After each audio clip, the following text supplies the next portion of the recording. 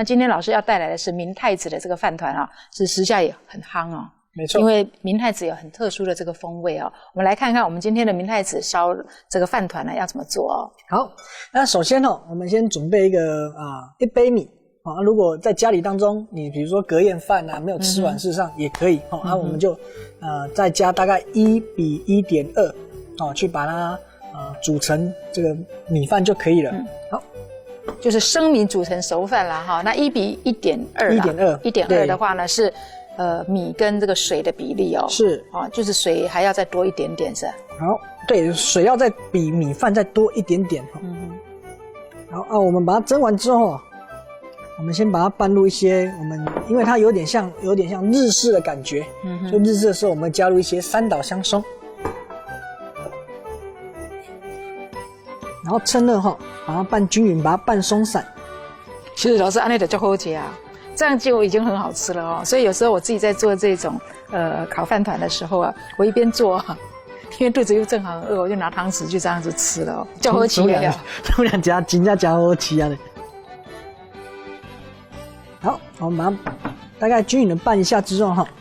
就是我们会放入这个我们的模子。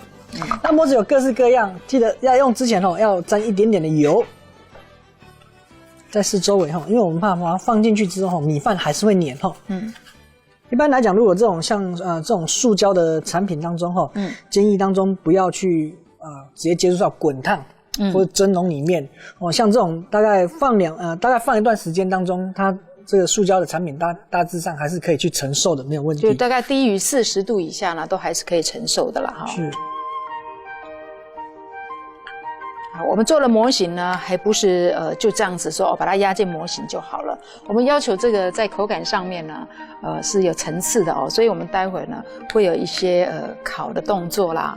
我们还会呢再加一些这个美乃滋啦，那小孩子就喜欢美乃滋嘛，对，然后大人呢有点喜欢明太子的味道。好，我们把它压一下好，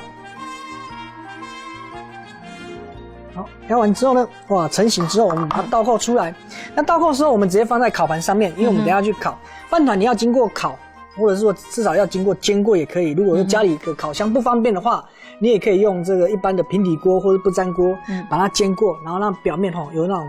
脆脆的感觉，然后像有点吃锅巴这样子哦。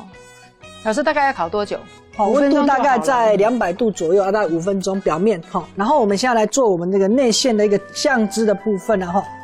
我们这里很简单那个酱油、糖、味淋，3种。好，味淋是什么呢？味淋是日本的这个调味料就是它介于我们的像甜酒类的东西就是料理酒啦，也是它的酒精成分并不是那么高它有一点带甜，所以在做日式料理的时候呢，很常用到这个所谓的米淋就是味淋。好，我们大概稍微把它拌一下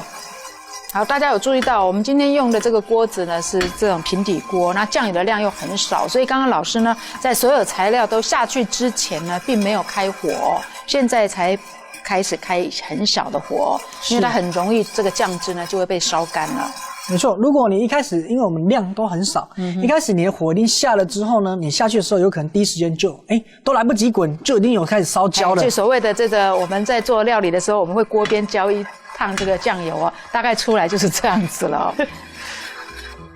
好，只要确定它能够把这个糖给溶解的时候就可以了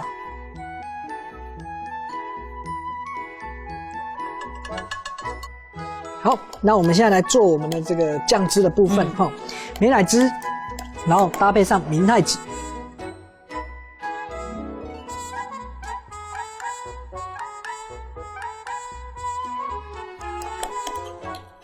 我们把它均匀的大概拌一下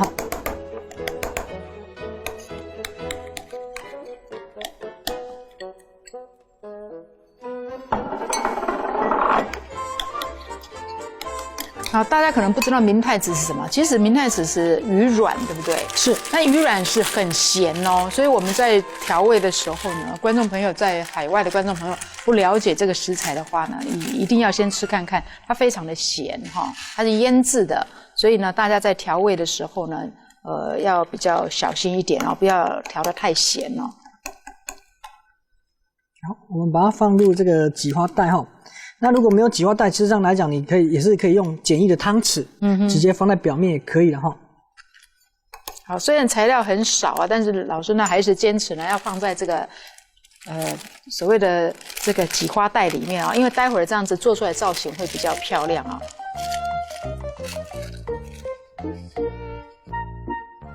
好，那我们饭团烤出来之后呢，把它放在盘子上面。然后呢，再淋上刚才我们所做的一个酱汁的部分，少许哈，然后均匀的在表面上哈，也不要弄太咸哦，因为刚刚的那个香松呢本身都是已经调过味道的、哦，是，而且明太子哈本身也是腌制品，味道非常重。虽然普遍的日本人的这个饮食习惯呢，感觉呢，很多朋友去日本玩就知道，日本东西非常的咸啊，那拉面也很咸，什么都很咸哦。但是我们因为自己在家做嘛，我们就可以调整自己的口味哦，所以千万不要把它做得太咸哦。就是我们用喷枪哈，让它表面哈能够一个有颜色，有点像烤的感觉。那如果家里没有喷枪哈，就直接下去用平底锅煎也可以哈。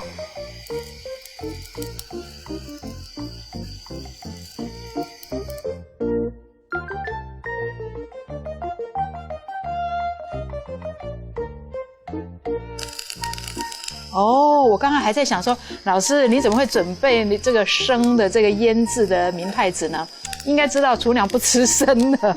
哇，你看这个味道已经都出来了，好香哦！现在外面寿司很流行在上面炙烧，没有错，不管是鲑鱼啦还是鲔鱼的部分。好，最后呢，我们再撒上一些比如说像巴西利啊干的去做这个装饰。啊，太好了！其实做这个饭团真的很简单哦，可是就是说要花一点心思啊。就可以呢，像我们这个奇文老师一样，不仅做出好吃的这个饭团呢，还可以到总统府呢，为总统呢准备这个梦幻便当哦。